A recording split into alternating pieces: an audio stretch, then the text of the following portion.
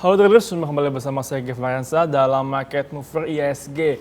Pada pekan ini kita akan bahas bagaimana potensi perkembangan dari ISG pada pekan depan. Namun sebelumnya kita akan bahas bagaimana perdagangan ISG pada pekan lalu. Terpantau pada pekan lalu ISG mengalami penguatan sebesar 1,24% ke level 5.049,488 dan juga disusul oleh penguatan dari indeks unggulan LQ45 yang mengalami penguatan sebesar 2,15% ke level 865,517. Adapun indeks IDX 30 mengalami penguatan sebesar 2,36% ke level 445,369. Secara sektoral, pada pekan lalu beberapa sektor menjadi penopang kenaikan ISG di mana dipimpin oleh kenaikan dari sektor basic industry yang mengalami kenaikan sebesar 2,64%. Adapun disusul dengan kenaikan dari aneka industri yang mengalami kenaikan sebesar 2,41%. Sementara untuk sektoral yang menekan ISG pada perdagangan minggu lalu adalah sektor pertambangan yang mengalami pelemahan sebesar 2,93%.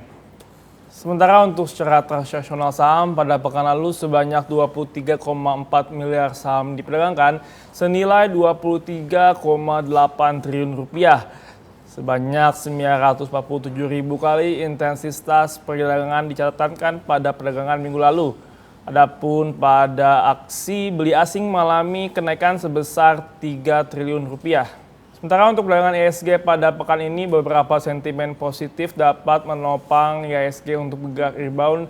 Salah satunya adalah rilis data dari neraca pembayaran Indonesia yang mengalami surplus sebesar 6,5 miliar US dollar di mana pada sebelumnya di kuartal 2 mengalami pertumbuhan sebesar 4,3 miliar dolar AS. Kenaikan tersebut dapat menopang ISG untuk pekan depan. Sementara untuk data cadangan devisa Indonesia pada bulan ini mengalami kenaikan menjadi 111,2 miliar dolar AS, naik dari sebelumnya sebesar 107,7 miliar dolar AS. Namun ISG masih memperhatikan sentimen negatif dari adanya isu kenaikan bahan bakar bersubsidi dan juga data neraca perdagangan yang masih mengalami defisit untuk kali kelima. Untuk data penting yang patut diwaspadai ISG untuk pekan ini adalah dari Tiongkok China akan dirilisnya data foreign direct investment dan juga data manufacturing PMI. Sementara untuk dari negara Jepang akan dirilisnya data GDP growth dan juga data dari BOJ interest rate dan disusul dengan data balance of trade dan juga ekspor impor Jepang pada hari Kamis nanti. Sementara untuk dari Inggris akan dirilisnya data PPI output dan input serta data inflasi dan juga data retail sales untuk kuartal ke-3 2014. Sementara di sisi Eropa juga ada rilis data FDI disusul dengan data balance of trade dari Eropa dan juga adanya data current account Eropa yang akan dirilis pada pekan ini. Sementara untuk dari Amerika Serikat akan dirilisnya data Industrial Production Index dan juga Manufacturing Production yang akan disusul dengan adanya laporan dari FOMC meeting dan juga data Initial Jobless Claim.